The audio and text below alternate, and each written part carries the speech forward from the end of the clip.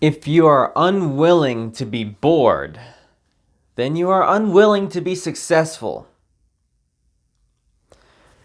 This is a message for myself more more than for any other people. But if you're like me, where you can find yourself as a child growing up, getting addicted to dopamine hits from the computer screen, if you can find yourself relating to that, then this idea right here could change your life. I remember when I first integrated a meditation habit, just 20 minutes of doing nothing or whatever, right? Meditation is boring as hell. And it was one of those quake habits that completely changed my life. And then sometime along the way, I forgot what it did for me and the vision I had for it. And I had some jobs where I was working way too many long hours and I never made the time. I never made the time for the meditation, even though, of course, I could always have made the time. Especially when it got tough. It's when I needed it the most.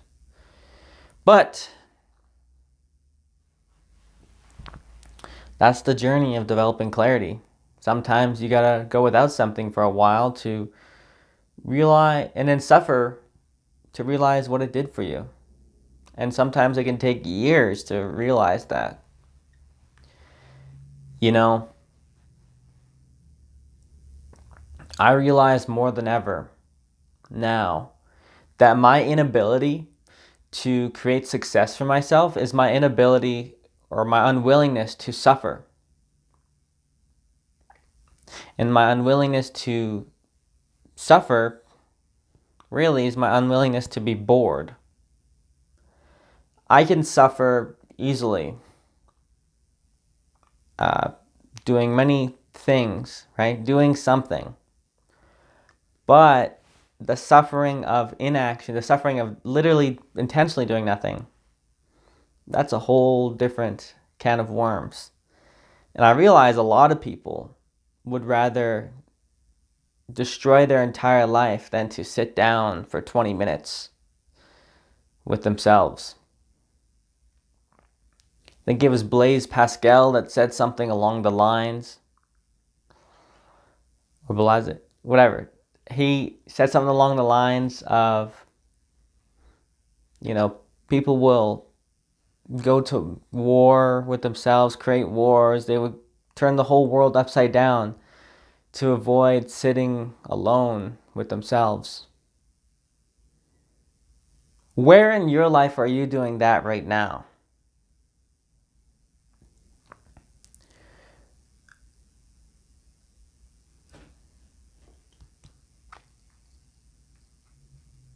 What's really interesting about fear, what I've noticed, especially on various psychedelic trips, is that there's always a really valuable insight behind fear. And that's why there's a lot of the wise people that we all read about, there's that wisdom where it's to go towards your fear, where your fear is your North Star. And I realize my fear is being bored. Simple as that. And so as a result, that is my North Star that I have to go through every day. I wonder why I don't focus and read an hour every day like I wanted to. And why it's such a struggle for me. It's because I fear the boredom. I fear slowing down to the speed of love.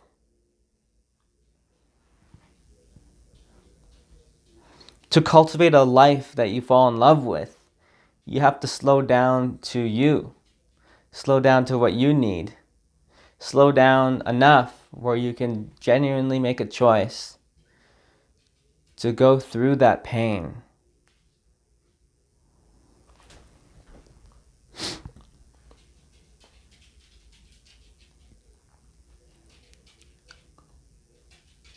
And for me, I realized that pain is boredom.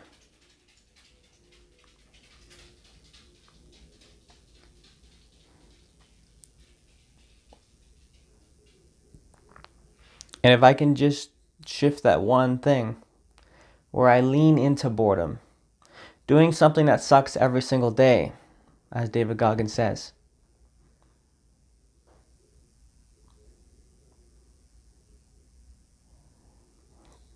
that will help program my mind into one that can think a lot more clearly. Because if I can willingly approach boredom, then I can look at my decision-making process in a different light. I can look at it without it being biased away from the fear of boredom. Perhaps the most successful path is to do the most boring thing.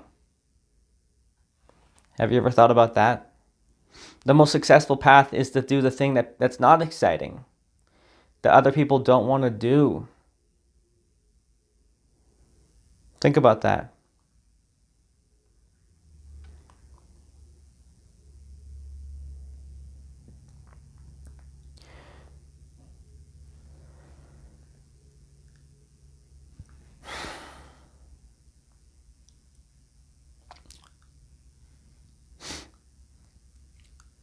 Look for ways you can approach life in those emotionally difficult manners. For David Goggins, it was running every day, doing something that sucks. And it could be several things, doing a hard workout that's not fun, or even a boring workout. I remember Wes Watson saying, if you're afraid of repetition, you're afraid of success. Success is boring, punk. One of my favorite quotes from him. Makes total sense. And so I want you to join me on this journey to be bored, to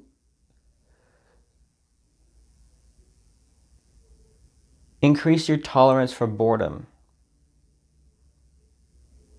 rather than chasing the next dopamine hit, going to another video.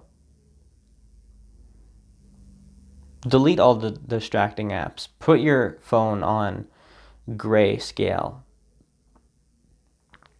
Don't allow yourself this instant entertainment in a way that's giving yourself the reward, that's making yourself eat before you even hunt. Do you realize that?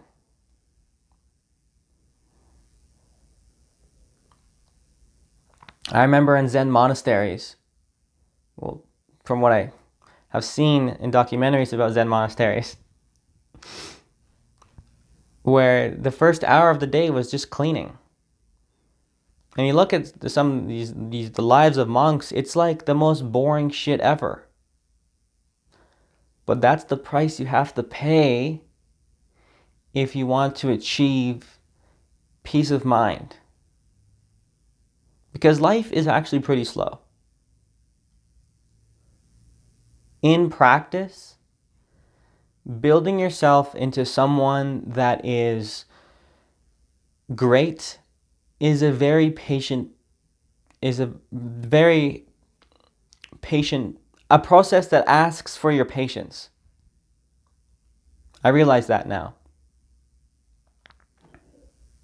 You need to ask so much patience with yourself, with other people, with society, with reality, with your body, with your mind, with your brain,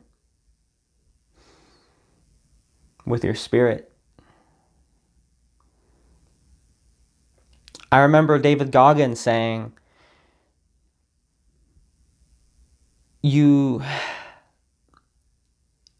He had the patience to watch himself grow as you would need the patience to watch a single blade of grass grow.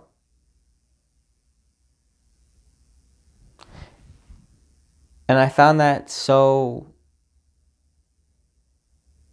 inspiring to think about. If you can watch the paint drying session of your life and be willing to suffer through that, that is when you'll know you're willing to actually suffer through and create the success you want. You know, I realize I have a hard time to read because I'm not willing to suffer through that moment of reading. It's too slow. But that's exactly what I need. I'm not willing to meditate because it's too slow. I don't feel like I'm getting anywhere. And that's largely a big point of meditation. Stop trying to get somewhere. Be content with nothing.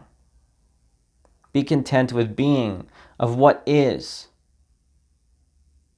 And to train your mind and more fun, and also to program your brain to have this patience is so critical. Because if we're just chasing one dopamine hit after another, chips, TikToks, YouTube, fucking binge watching Breaking Bad, or whatever TV show,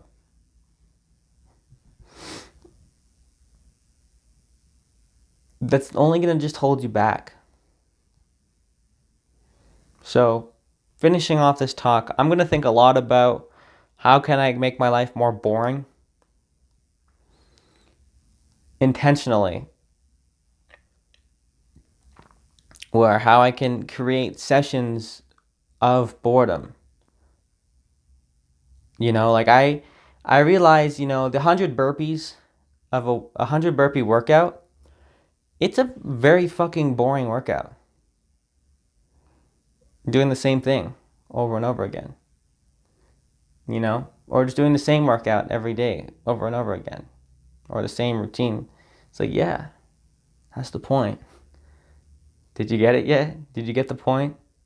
It's like, yeah, do the meditation. It's like, yeah, it's boring. That's the point. You do reading. Like, yeah, it's boring. That's the point. And it's funny too, because like another thing to notice is that very successful people, like the world class, find certain things fun. They find their craft fun. And I think a lot of us are not bored enough to discover what's authentically fun for us. The work that's authentically fun for us. I want you to think about that. How much do you think you've masked your passion for life because you're so stimulated from all this internet and whatever else you do, partying with friends or drugs and alcohol, or, eating sweet, salty, sugary foods? How much have you masked yourself because you weren't willing to allow yourself to be bored? Willingly foregoing stimulation from a phone just so you can achieve being bored. It's really interesting what becomes interesting when you have nothing to do. I know, and you certainly know this, when you've been sitting in a classroom, whatever class it is, if it's math class, for me it was language arts. And all of a sudden doodling just becomes so interesting to you. And then you start finding more of a passion for drawing. And then you start actually seriously training yourself to draw more. I find that's a little bit of my story.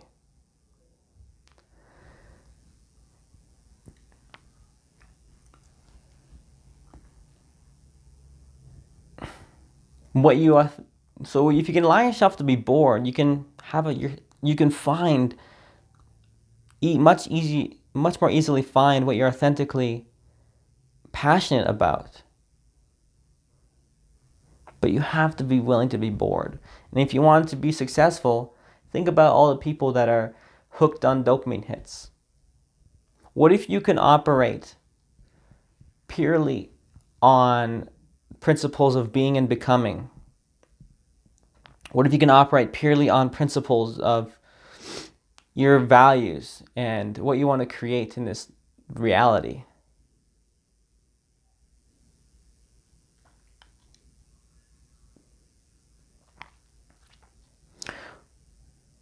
You're going to be extremely powerful, way more powerful than anybody else that is addicted to their next dopamine hit if you can operate outside of that completely. And notice your decision making is going to be influenced by your fear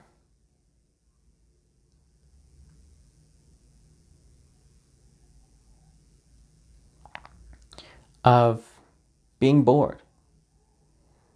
You know, maybe the best thing you got to do is to go through a lot more boredom. So, why not use boredom as your North Star? Just try it on. Try it on for 6 months. What's the worst that can happen? Maybe you might discover a lot about yourself. You might discover a lot about your motivation.